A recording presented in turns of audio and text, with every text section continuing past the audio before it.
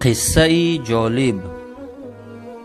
کشتی در بحر بار سوداگران را انتقال می نمود. در راه از وزن بار کشتی نزدیک بود که غرق شود. صاحب کشتی به سوداگران امر نمود که قسم از بار خود را به بحر پرتایند و انتخاب بار را به خود سوداگران حواله کرد. سوداگران به خلاصه آمدند که تمام باری یکی از سوداگران را به بحر پرتایند، زیرا او باری زیاد داشت و سوداگری نو بود. ولی آن سوداگر ضدیت نشان داد. سوداگران به غضب آمدند و هم خود او و هم بارش را به بحر پرتافتند. راه را دوام دادند.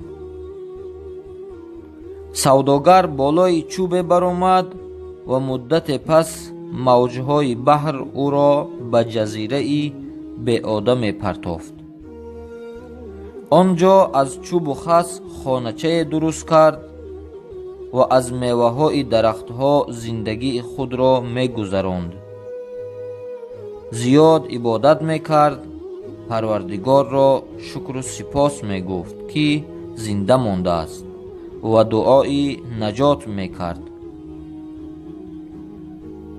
چند روز پس شمال سخت وزید و از کجای کاه آتش گرفته را آورده بالای خانچه ساخته اش پرتافت و آن آتش گرفت.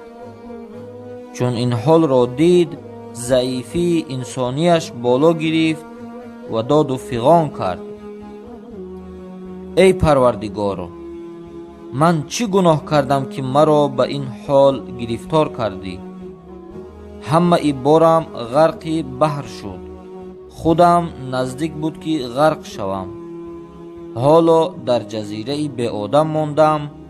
یک خانچه داشتم، همان هم آتش گرفت. مرد خیلی غمگین شد و از شدت غم و گرسنگی خوابش برد. مدت پس از صدای انسانها بیدار شد. چشمانش را گشاده دید که کشتی در نزد ساحل ایستاده است و برای نجات او کمک کردنی است. شاد شد و شکر الله نمود. چون سوار کشتی شد، از آنها پرسید: مرا چی گونه دریافتید؟ گفتند: البته از دود آن آتشی که افروختی. خیلی خوب کردی که با دود به ما اشاره کردی، وگرنه از کجا می دانستیم که در این جزیره انسانی هست؟ شاید تو از آن کشتی خلاص شدی که چند روز پیش غرق شد. چون سوداگر آید به کشتی غرق شده پرسان شد، فهمید که آن همان کشتی است که از آن سوداگران او را همراهی بارش به بحر پرتافته بودند. سر به سجده الهی گذاشت و الله را شکر بی عدد گفت که در این چند روز او را 3 مرتبه خلاص کرده است.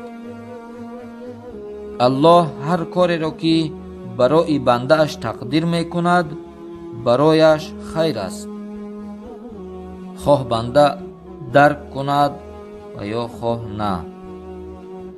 اگر به مشکلی ها و مصیبت ها دچار شدی، غمگین مشو.